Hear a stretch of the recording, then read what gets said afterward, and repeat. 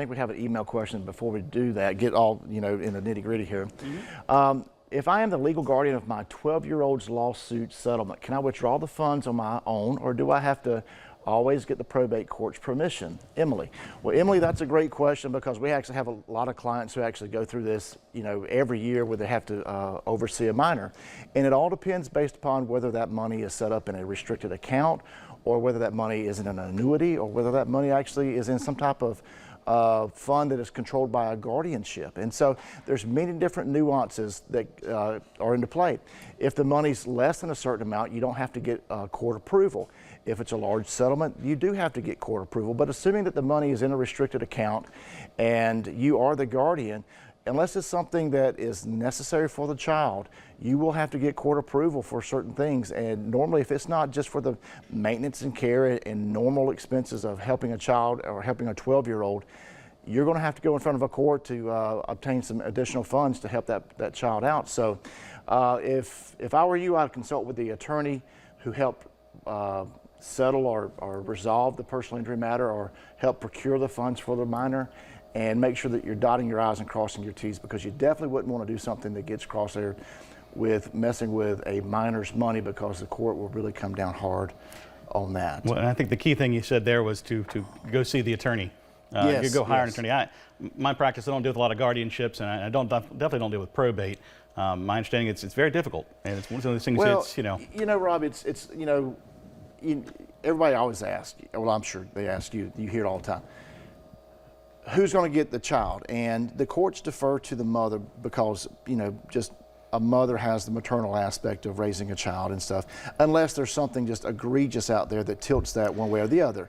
And when you're dealing with a minor child on a civil lawsuit, the courts are actually going to go above and beyond to make sure that that minor's money is protected, and jump through a lot more hoops than just saying, all right, who is best suited for the custodial parent?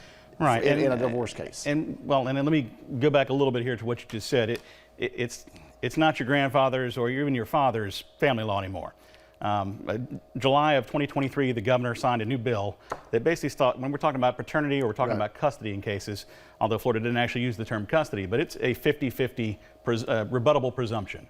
And this is where we get into, unless somebody's done something horrible, or either parent's determined to be detrimental to the child, which domestic violence, drug use, things of that nature carries in. It's kind of an all new world out there. It's 50-50. So it's easier for the husband for the father, I should say, to fight for primary custody of a child versus than what it used to be, I guess. Right? Absolutely, and not only is it easier, but I mean it's the default setting. So in other words, you're going into court, and if you're in front of a judge, he's going to sit there, or he or she is going to say, look, the courts have said, I'm to presume 50-50 custody here. Tell me why it shouldn't be. Right. And now there are certain things that come in. There's a domestic violence presumption that basically, if anybody's had a conviction for domestic violence, male or female, there's a presumption that you are detrimental to the child, and that starts a whole other thing. And if there's a paternity issue going on, or a child custody issue going on, where the parents live a certain amount of miles apart, that gets to be a problem later on in the child's life, because they usually base custody schedules and time sharing schedules off of the school year. Yeah. And it's, even if you live up in, let's say, Mariana or Graceville or somewhere like that, and you have a parent down here in Panama City, it's not, they're going to look at that and say it's not fair for a child to have to get up 2 hours early to make it to school in Panama City, or vice versa. Right.